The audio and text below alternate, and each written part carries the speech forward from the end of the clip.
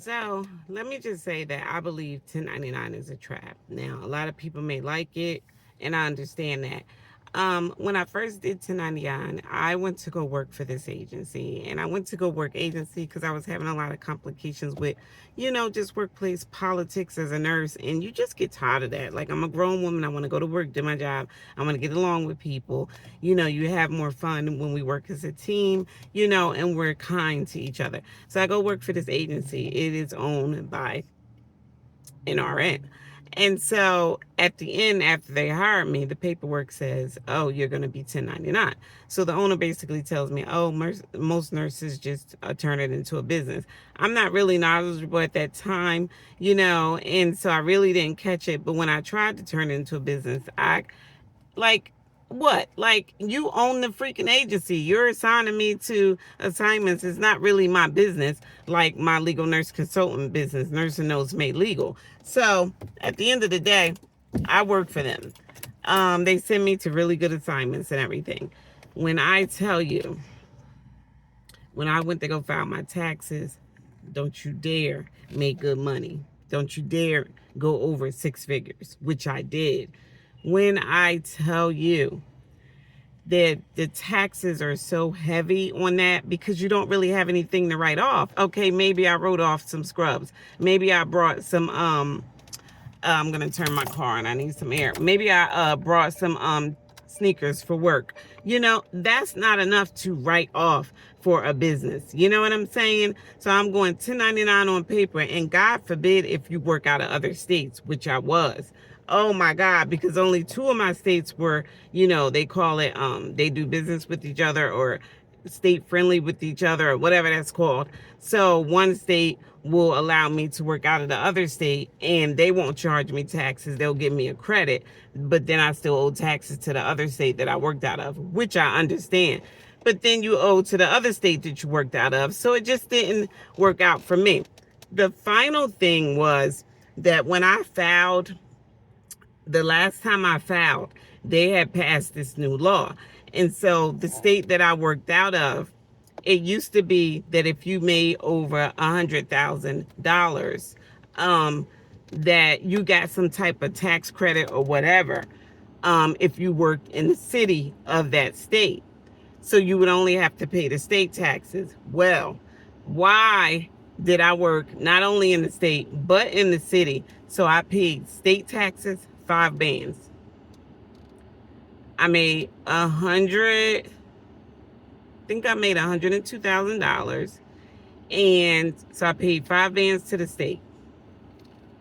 Then the city charged me another 5 bands, which used to didn't be. Then on top of that, the feds charged me 16 bands. Okay? So that's 26 bands.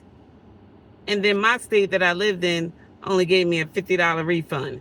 So on top of that, with unexpected expenses, medical bills and this and that and the other, it just felt like a trap to me, because my total bills for the year, they hit very close to 55 grand, and then I got to pay another 26,000 on top of that. So 1099 was definitely a trap, for me. Also, because I was going through a career pivot, and being faced with job after job that was either toxic, that was unorganized, disorganized, no leadership, no oversight. Basically the employees were running it. I couldn't work at certain jobs. Then I couldn't get hired, or I would get hired and they wouldn't call me back for orientation. So my savings and investments were dwindling down very quickly. So I tried to get unemployment because they canceled me from one of the jobs because I went over a little bit of time at the end of the day writing nursing notes. And we got to write our notes. The manager of the job, she said, you can take a little extra time to write your notes, but she didn't back me up. She was playing like both sides of the fence. And so at the end of the week, she refused to sign my time slip. I called the recruiter, and the recruiter went off on me. Well, why are you late? And and I explained it. And I learned that nurses are not viewed in certain settings like schools and stuff like that as nurses. They're viewed as service providers, and it's sad because y'all need nurses in your school. You know what I mean? I've always known before I became a nurse that she's not a service provider, that she provides patient care, critical thinking, independent judgments, clinical skills application. I always knew that. It was just common sense to me from seeing several nurses and having them work on me, but they canceled me. So since they canceled me, I tried to get unemployment. Guess what? They was like, Miss Williams, you don't got no money in there. I'm like, what they mean? Like, because I was skating at, 121 for almost 2 years straight, 121,000. The last year I made 102,000, and then years prior I made like, I don't know, maybe in the 90s.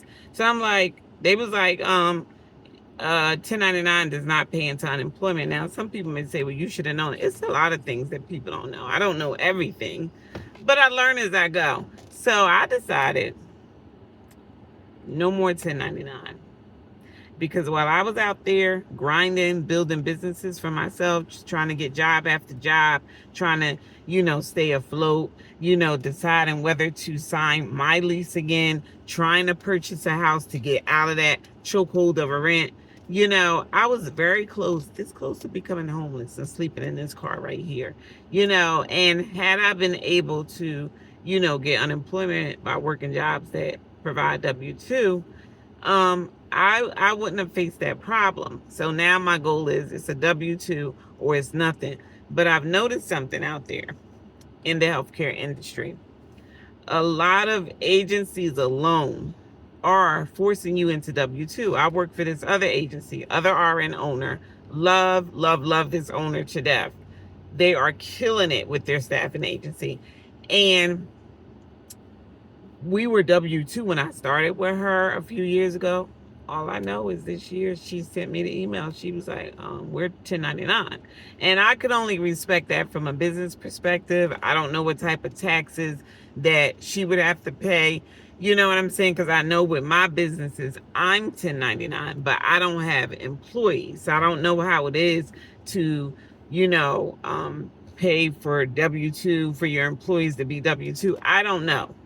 I chose not to deal with employees, although people can subcontract for me. If you subcontract for me and you do any medical record review, then you will have your own 1099 and you'll just file it at the end of the year. But 1099, I don't want to work it, and the only time that I will work it is if I'm in a pickle and I need to. Like, they just call me for vaccination clinics because sometimes I do the COVID and I'll do like other injections, and if they call me for something like that, that runs about 3 months, and I'll do something like that, but I won't do it for a whole year, for several years, because it doesn't pay Audra. You know what I'm saying? So I just, wanted to get on here. I wanted to speak about that because, 1099, it was a setup for me. Just for me. Y'all have a good one. Bye-bye.